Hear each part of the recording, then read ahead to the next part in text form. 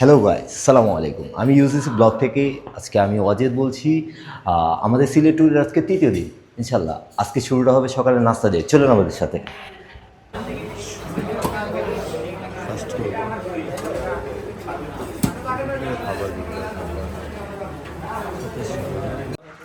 Viewers, এখানে হচ্ছে আমার বন্ধু ওয়াজিদ এখানে হচ্ছে খাবার নিয়ে ছোটোখাটো একটা রিভিউ দিতেছে, কিন্তু বেচারা হচ্ছে মাইক্রোফোনটা অন করতে ভুলে গেছে, যার কারণে হচ্ছে রিভিউর রেকর্ডটা হয়েছে কিন্তু সাউন্ডটা সিঁড়ি ঘর ছিল, এই জন্য এত বাড়ি খাইতেছিল যে কথা কিছুই বুঝে যেতেছিল না।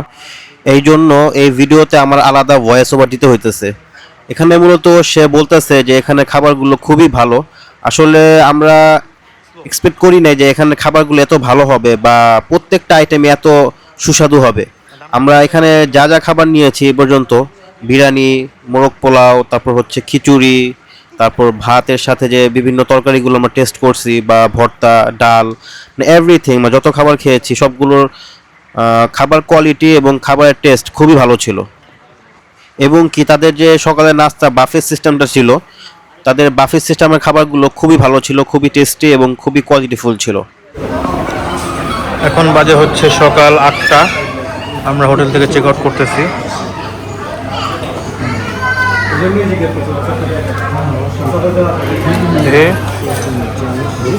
এখানে আমরা আমাদের যে হোটেলের পেমেন্টটা আছে সেই পেমেন্টটা করে দিয়েছি, কারণ আজকে হচ্ছে আমাদের শেষ দিন বা আমাদের লাস্ট ডে।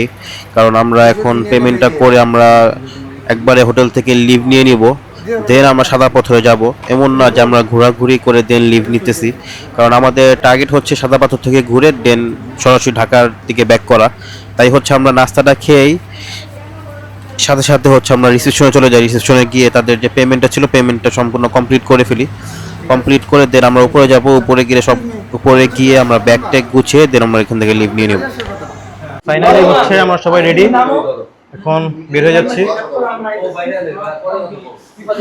এই ভাই রেডি? বেরো বেরো সবাই বেরো বেরো বেরো বেরো ভাই বেরো বেরো বেরো। আল্লাহ হাফেজ।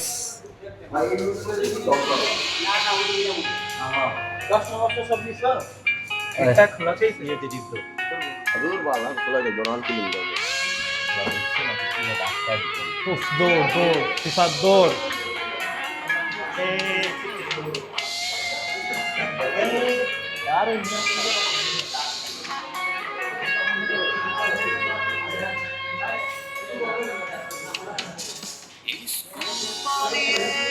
আমরা হচ্ছে কি জমা দিয়ে দিলাম, চেক আউট করা কমপ্লিট। Let's go. আজকে আমাদের গন্তব্য হচ্ছে সাদা পাথর। আল্লাহ হাফেজ ভাই। হ্যাঁ ইনশাআল্লাহ আবার আবার আসতে বলছে জীবন আবি আজীবন আবি ভুতুরে হোটেল। ভিউয়ার্স, এই সেই হোটেল যেখানে হচ্ছে আমরা ঘুমাইতে পারি নাই, সারা জাগনা ছিলাম। কখনো আসলে এরকম প্রিপারেশন নিয়ে আইসেন। এই হোটেলটাকে আমরা কেন ভুতুরে হোটেল বলছি আর কেন বলছি যে আসলে ওরকম প্রিপারেশন নিয়ে আইসেন, এটা হচ্ছে আপনারা পরবর্তী এপিসোডে দেখতে পারবেন। যদি সেই সম্পর্কে জানতে চান অবশ্যই কিন্তু পরবর্তী এপিসোডটা দেখবেন।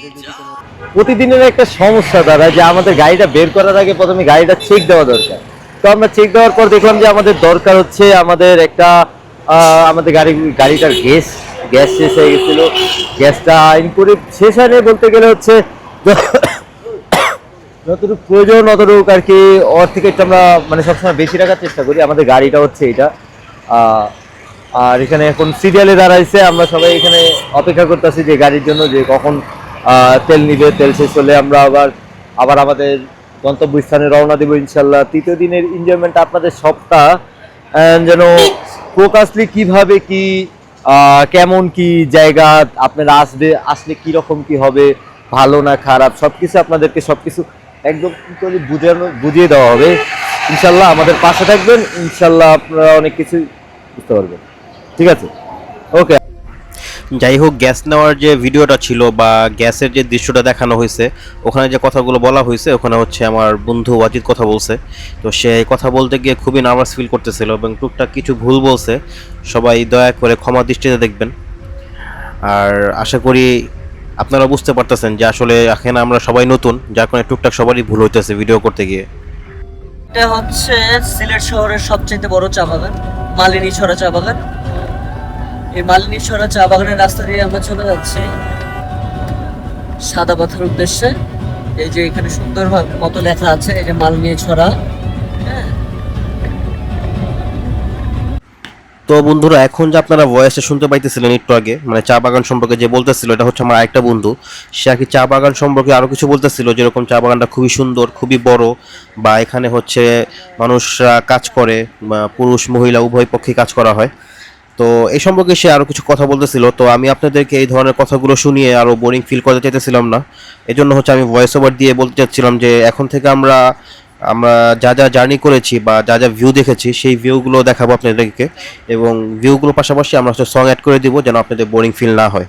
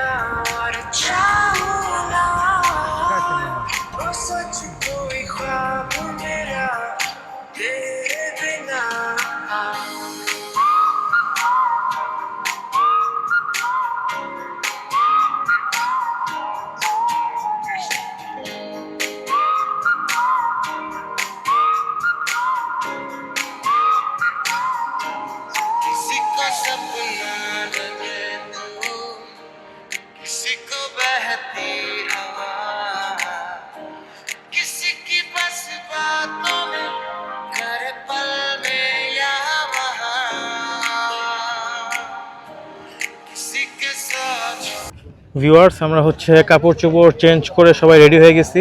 এখন আমরা হচ্ছে এই যে হচ্ছে নৌকা ঘাট দিয়ে হচ্ছে আমরা সাদা পাথরের দিকে যাব। এখানে আসার পরে আপনারা হচ্ছে নৌকা ঘাটে নেমে হচ্ছে সাদা পাথর যেতে হবে নৌকা দিয়ে।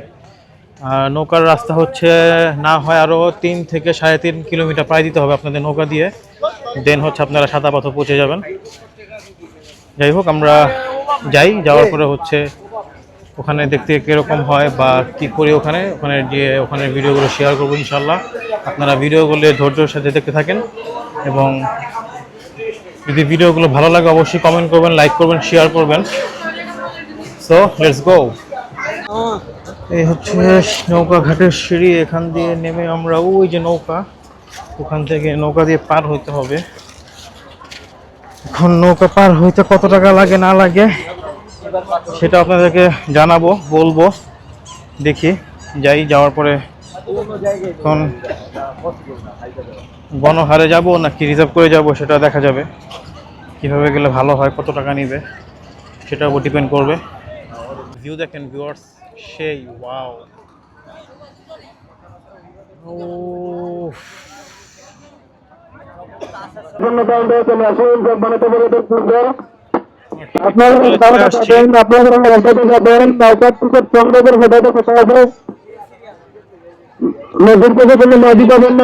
সিরিয়াল ধরতে হবে, টিকিট কাউন্টারে সিরিয়াল ধরে দেন হচ্ছে টিকিট নিয়ে যেতে হবে। টিকিট কাউন্টারে সিরিয়াল, পুরুষ এক পাশে, এখানে হচ্ছে মাইকে কথা বলতে জানি না রেকর্ডিং কেমন হচ্ছে, আমি যথেষ্ট জোরে কথা বলার চেষ্টা করতেছি। আমরা 800 টাকা দিয়ে রিজার্ভ নিয়ে নিব, যাওয়া প্লাস আসা।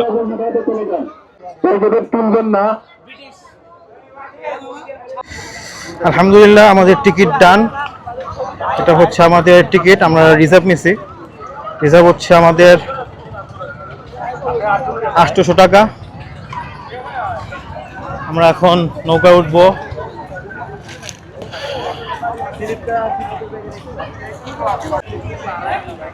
নাও নাও নাও নাও, এই নাও স্লিপ নাও, রাখো তোমার কাছে।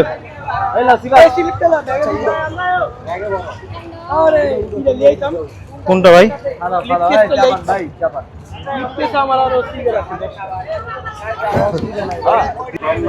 তুমি না কইলা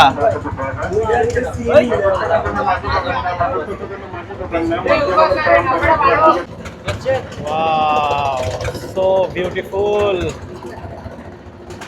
Viewers, দেখেন কি সুন্দর ভিউ।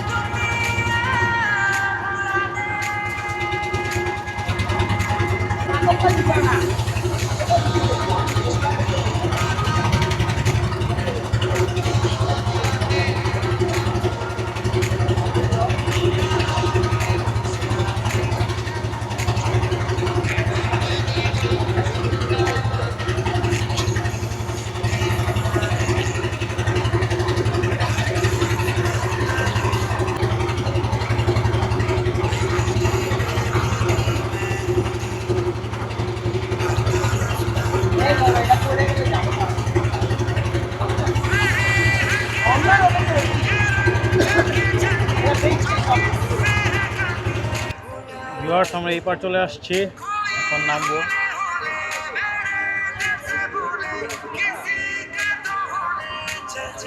একদম ধাক্কা লাগবো দেশ।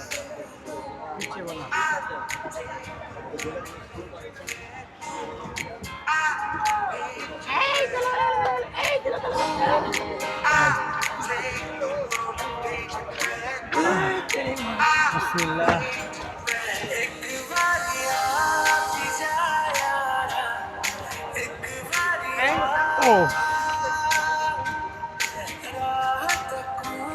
নামো নামো নামো,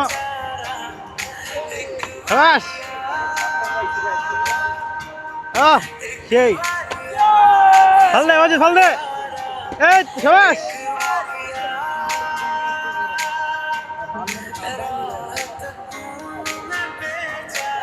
নাম্বার সেভ করে অ্যাডভেঞ্চার অ্যাডভেঞ্চার। আর এই নাম্বার সেভ করে রাখো। ওয়েদারটা সেই।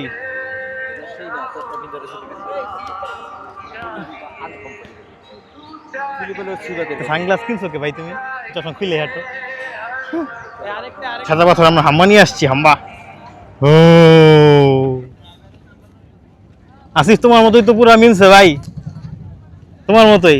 তোমার ভাই ব্রাদার না? তোমার ভাই ব্রাদার না? আরে থাক, বুঝছি। নামার পরে এখানে অনেকগুলো হাঁটতে হবে, ওই যে মাথায়, ওই মাথায় যেতে হবে হেঁটে। এখানে ঘোড়া না, ঘোড়া না, এগুলো সম্ভবত খচ্চর। খচ্চর আছে, এগুলো রাইড করতে পারবেন আপনারা।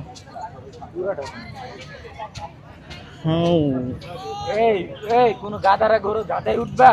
এটা খচ্চর ভাই, এটা ঘোড়া না।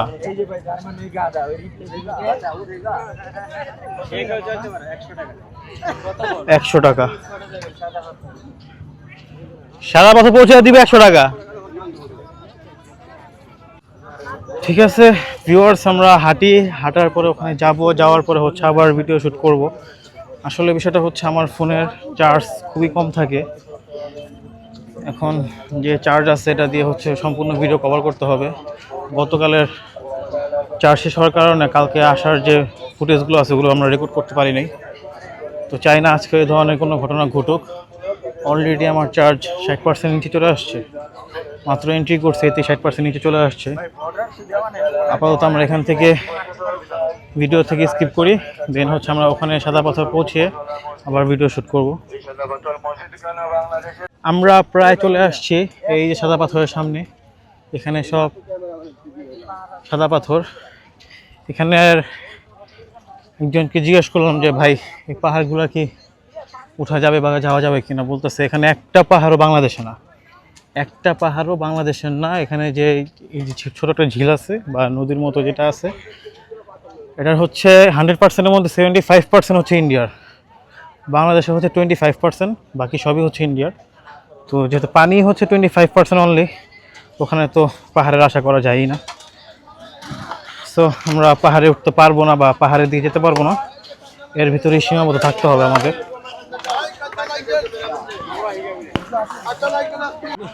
পাহাড়ের উপর কিছু ঘরবাড়ি দেখা যেতেছে, হয়তো সম্ভবত ইন্ডিয়ার মানুষ,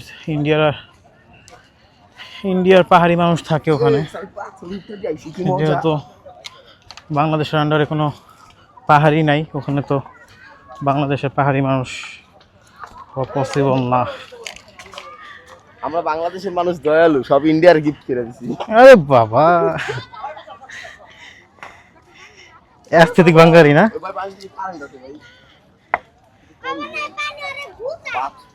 পানি ওরে গুতায়। কি পানি ওরে গুতায়?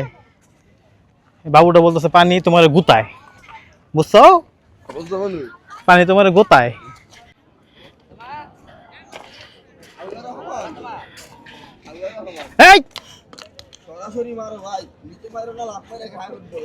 বাউন্স খাই উঠবো, বাউন্স খাই উঠবো। ফোন নিয়ে তো বেশি নামতে পারবো না, তাও দেখি কতটুকু নামতে পারি। বিসমিল্লাহ। ওয়াও ভিউয়ার্স, পানি অনেক ঠান্ডা, আল্লাহর কি রহমত। এত গরমের মধ্যেও পানি খুব ঠান্ডা। যদি আমরা জানি পাথরের মধ্যে পানি ফিল্টারিং হয়ে যায়, প্লাস ঠান্ডা হয়ে যায় অনেক।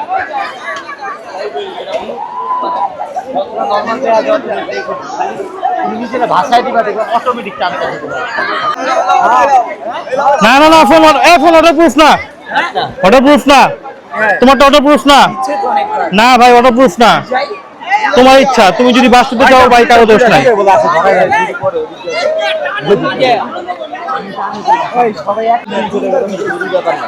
পানি কি পরিষ্কার! ওয়াও। আমরা হচ্ছে হালকা একটু গোসল করবো, এই জন্য হচ্ছে ফোনটাকে সাইড করে রাখবো। বাকিটা হচ্ছে গোসল করার পরে বাকি কি করছি না করছি আপনাদের সাথে শেয়ার করবো, প্লাস হচ্ছে যতটুকু পারবো দেখানোর চেষ্টা করবো। ভিউয়ার্স, তো অপেক্ষা করেন, ধৈর্য ধরে ভিডিওগুলো দেখেন, যদি ভালো লাগে অবশ্যই জানাবেন।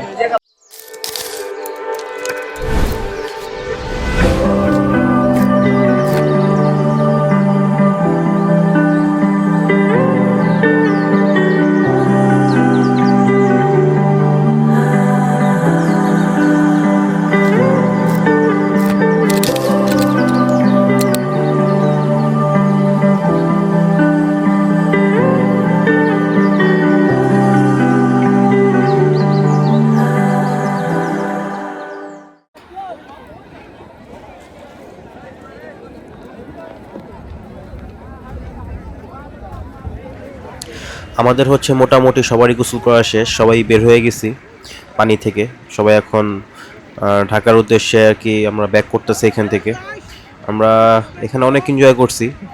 আমরা জাফলং থেকে এখানে খুব ভালো এনজয় করছি বলতে গেলে। জাফলংটা আমাদের মনে হয়, বা আমার মনে হয়, আমাদের বলে ভুল হবে, মূলত আমার মনে হয় যে একটা মানে ওরকম এনজয় করার মতো জায়গা ছিল না, বা ওরকম দেখার মতো তেমন কিছু ছিল না সাদা পাথরের তুলনায়। আমার কাছে মোর দেন বেটার মনে হয়েছে সাদা পাথরটা। অ্যাটলিস্ট এনজয় করা যায়, ফ্রেন্ডের সাথে আসলে এনজয় করার মতো একটা আছে, প্লেস আছে, বা ওরকম পরিস্থিতি আছে, ওরকম জায়গা আছে। কিন্তু আমার কাছে ওই জাফলংটা ওরকম একটা ইউজফুল মনে হয়নি, ওরকম এনজয় করার মতো জায়গা মনে হয়নি। যাই হোক, আমরা হচ্ছে এখন ব্যাক করতেছি। আর মনটা একটু খারাপ যে সবগুলো মেমোরিজ আমরা হচ্ছে ক্যাপচার করতে পারি নাই। আমরা হচ্ছে অনেক কিছুই মিস করছি, বা সব ভিডিও ক্যাপচার করতে পারি নাই। আর আরেকটা এমন খারাপ হওয়ার বিষয় হচ্ছে আমাদের ভিডিওগুলো এরকম সুন্দর হয় নাই, কারণ অ্যাকশন ক্যামেরা না থাকার কারণে আমরা যে এনজয়গুলো করছি বা লাফালাফি একটা খেলাধুলার যে একটা বিষয় ছিল সেগুলো হচ্ছে আমরা কি ভিডিও আকারে ওটা ক্যাপচার করতে পারিনি। কারণ আমাদের কাছে সবার কাছে কম বেশি আইফোন ছিল, কিন্তু আমাদের সবার ফোনই খুবই ধরতে গেলে পুরনো। কারণ এক ফ্রেন্ডের হাতে যে আইফোন ছিল ওটা হচ্ছে আইফোন এক্সআর, অ্যারাউন্ড 5-6 বছর হয়ে গেছে ফোনটার বয়স। তারপর হচ্ছে এক বন্ধুর হাতে ছিল আইফোন 13, হ্যাঁ এটাও আর কি প্রায় ভালো সময় হয়েছে। আর আমার হাতে ছিল যে আইফোন 15 প্রো ম্যাক্স, এটাও প্রায় 2 বছর হয়ে গেছে।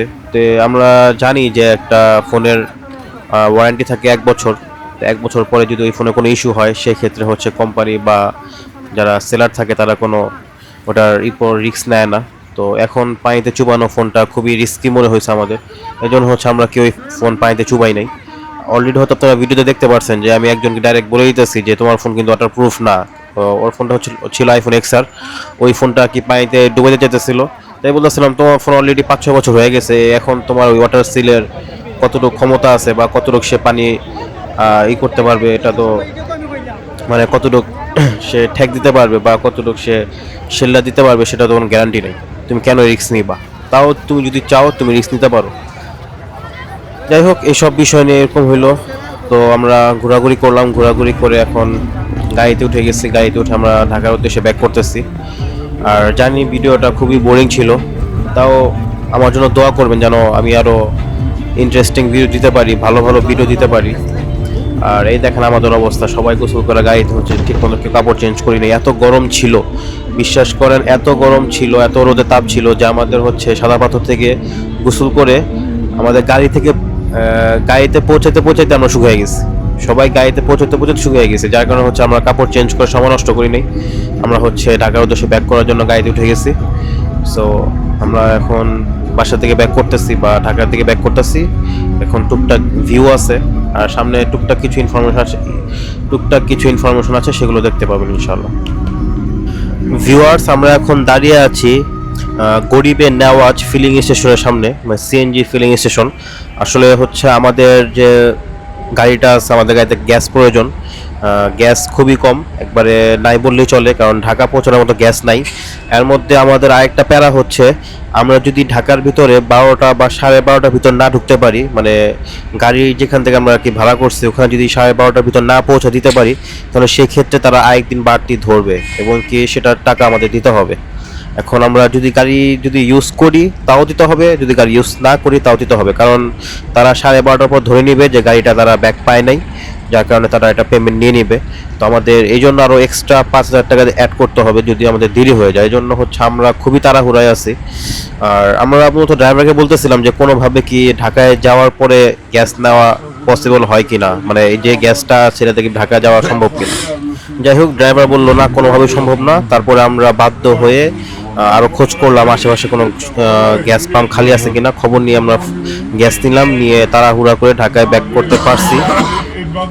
বাট আমাদের ঢাকায় ব্যাক করতে করতে 12:30টার উপর বেজে গেছিল। কিন্তু ভাগ্যের বিষয় হচ্ছে আমরা আগে থেকেই অফিসে কল দিয়ে বলি আমাদের গ্যাসের জন্য একটু দেরি হবে, এটাকে কম্প্রোমাইজ করা যায় কিনা। তারা এটা মেনে নিয়েছে। তো ফাইনালি আমরা ঢাকা চলে আসছি।